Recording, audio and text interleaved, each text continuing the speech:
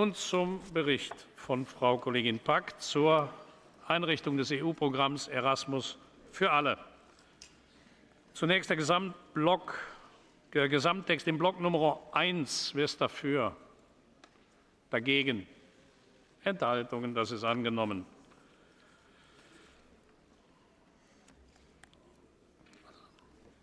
Damit sind alle anderen Änderungsanträge hinfällig. Wir kommen nun zum so geänderten Vorschlag der Kommission. Wer ist dafür? Dagegen? Enthaltungen? Das ist angenommen. Und die legislative Entschließung in namentlicher Abstimmung. Dies ist eröffnet. Haben alle Kollegen abgestimmt und Kolleginnen? Das ist der Fall. Die Abstimmung ist geschlossen. Das ist angenommen. Herzlichen Glückwunsch, Frau Kollegin Pack.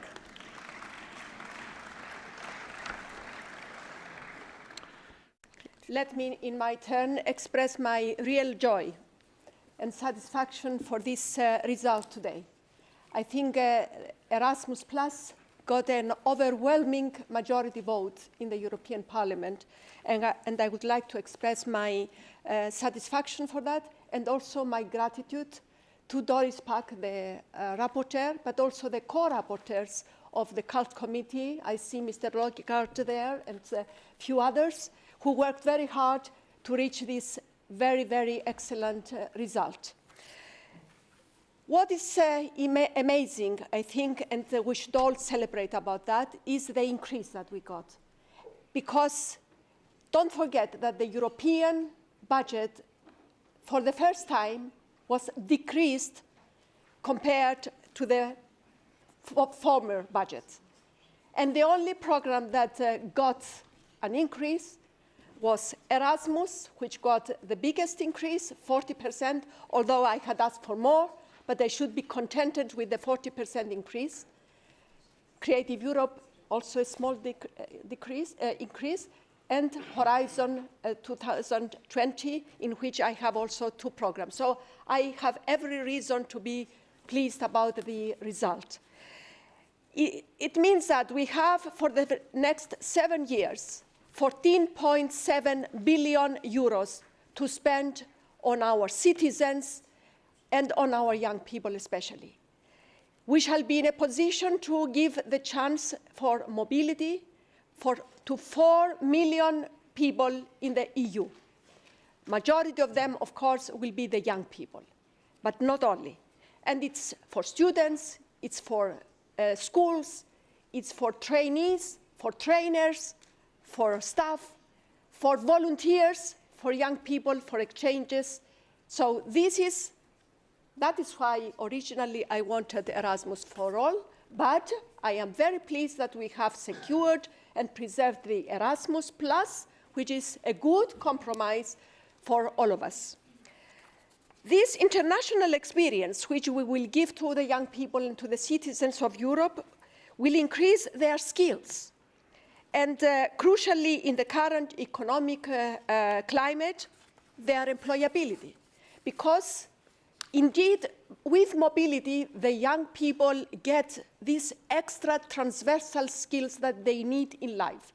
They need to have a critical mind, to be able to work in teams, to be able to speak foreign languages, to be able to appreciate new cultures and new ideas. So all these transversal skills they will get through our programs. The budget increase we have secured represents a massive expansion of the world's biggest and best mobility program, and we should take pride in that, for that achievement. Today's vote also is a proof of the EU's commitment to our young people through increased investment in education and training. Indeed, it has never been more important to invest in education, both formal and non-formal. As we all know, we have at this point 6 million unemployed young people. And if we add to that another 2 million of young people who are neither in education nor in employment nor training, so-called needs, we have 7 million young people in this very bad situation. So Our new program will help them to achieve the skills that they need in life, but also in order to meet this great crisis, the skills crisis. Because when we have the 6 million unemployed, at the same time, we have 2 million vacant jobs because enterprises cannot find the skills that they need for these jobs. So with our program, we shall be in a position to cover and to address this skills gap. By bringing together the various programs under one umbrella, we will make it easier for applicants to understand the range of opportunities available for EU funding in the education, training, youth and sports sectors. And Erasmus will provide more grants across the board. For example, it will support 2 million higher education students and 650,000 vocational training students. 800,000 teachers, trainers, education staff, and youth workers will be able to teach or train abroad. And more than 500,000 young people will receive grants to volunteer abroad or take part in youth exchanges. And this is indeed that part of the program which is greatly appreciated by our young people. Even the mere act of volunteering helps the young people to gain these extra skills and make them feel really Europeans. Also, let us not forget the new innovative part of the program, which is the master's facility guaranteed by the European Union. Many say that we would prefer grants. Of course, who doubts the fact that we all want grants? But of course, to give grants to 55,000 students means a lot of billions, and what we have is not sufficient. But at the same time, we appreciate very much the usefulness of master's degrees, especially master's degrees in another country. So we give the facility to the young people to obtain a loan under very good terms, which will especially be very beneficial for socially deprived people who will not anymore have to ask their parents to give a security or a guarantee for them to go abroad. So there will be 200,000 master-level students who will benefit from the new guarantee facility. The advantages that mobility brings to individuals also benefit the EU economy as a whole. Indeed, Erasmus is not just about learning opportunities for individuals. To address the EU skills gaps effectively, we also need to improve the quality and relevance of our education systems.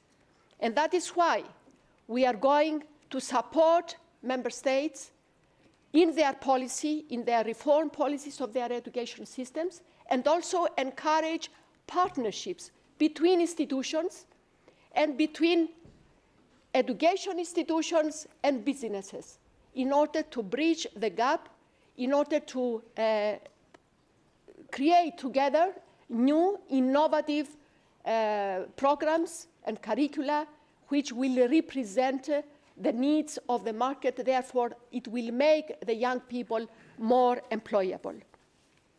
So, in all, over 125,000 organizations and institutions are expected to benefit from these partnership provisions. So new forms of large-scale partnerships, which are called knowledge alliances, and sector skill alliances for the vocational education and training, will allow, as I said, universities, training providers, and enterprises to promote innovation and new curricula and qualifications that are more in line with the needs of the job market. Erasmus Plus funding for lecturers, teachers, trainers, education staff, and youth workers will have a systemic impact by improving the quality of teaching across Europe. Finally, Erasmus Plus will also, for the first time, include a dedicated budget for the sport. It will allocate more than 33 million euros a year. It's not much, but it's a beginning. It's the first time that we have a separate budget for sport, and it will contribute to developing the European dimension of sport by helping to address cross-border threats such as racism, doping, match fixing, but also it will support the grassroots sport. We are shortly in the Council adopting the health-enhancing physical activity recommendation. For that, we need to mobilize the grassroots to be physically active, to take up a sport. And this is exactly what we are trying to do with this special budget on sport. To conclude, Erasmus Plus will make a difference to millions of lives.